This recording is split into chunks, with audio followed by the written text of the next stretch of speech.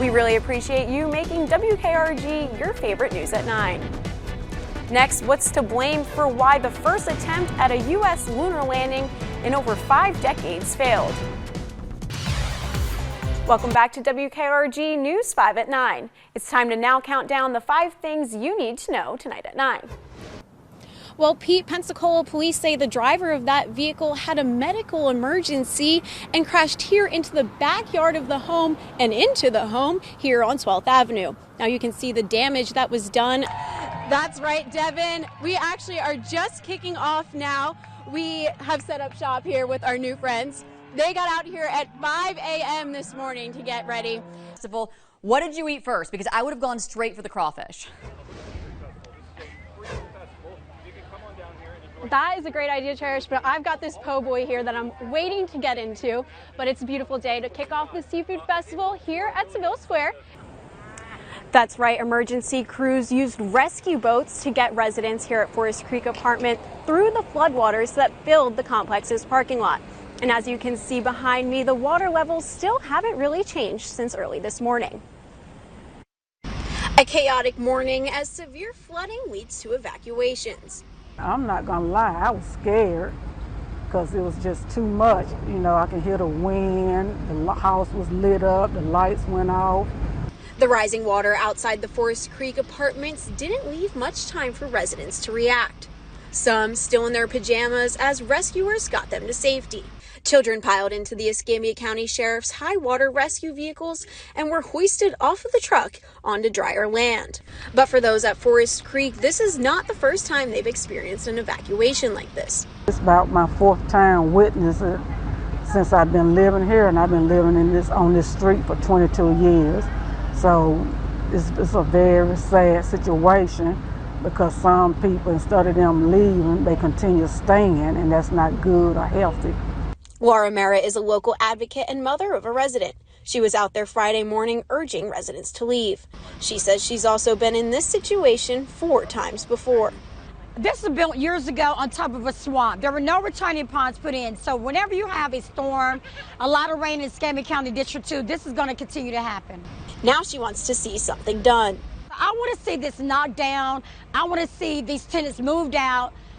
Move to somewhere safe, somewhere for them to live. They don't have to worry about issues like this, flooding, and having to find somewhere to go. ECAP buses have transported residents out of the area and brought some to local community centers. While some residents decided to stay, Escambia County Fire Rescue tells us everybody that wanted to leave is now safe. Live in Escambia County, Alexa Daly, WKRG News 5. The incidents range from graffiti around the city to bricks being thrown into places of worship.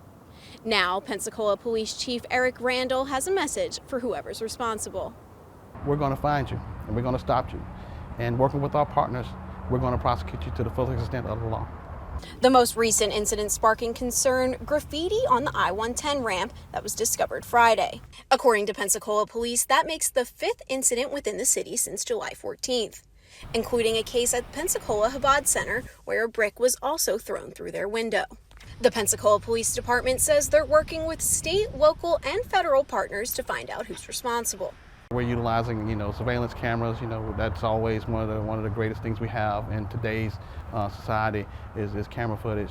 But a whole host of other tools, from the law enforcement arena that we have. Just before the graffiti was found on the I-110 ramp, police discovered that 2 bricks were thrown through a window at Temple Bethel. But those at Temple Bethel say they're focusing on the positivity of the community coming together rather than the hate. These acts of hatred are not indicative of Pensacola. They're not indicative of Northwest Florida. This, thankfully, is very much the exception rather than the rule, and the experience is the acts of kindness and love that we've been receiving since words of these incidents have spread. Pensacola police are looking for anyone with any information at all to come forward and remind you that you can remain anonymous. In Pensacola, Alexa Daly, WKRG News 5. That's right, Cherish. No, it did not. A lot of people still here hanging out on Pensacola Beach as the Blue Angels wrapped up another amazing air show. And everybody's ready to come back tomorrow and do it all again. Spectators watched in awe Friday as the Blue Angels took the sky. All I can say is you need to come. You can't explain it. You have to be here to experience it. You really do. It's just something about it. It's exhilarating to me. It's a show locals and tourists alike look forward to year after year. I'm very excited to watch the Blue Angels. I'm from Pensacola, and I take pride in the fact that they are my homeboys. And I've been watching them since I was a kid, and I have not missed a show in probably 20 years. And this year, even more special for Pensacola Beach Air Show Air boss Paul Entrican on his 30th anniversary. Today, the man who makes it all happen is reflecting on his journey thus far.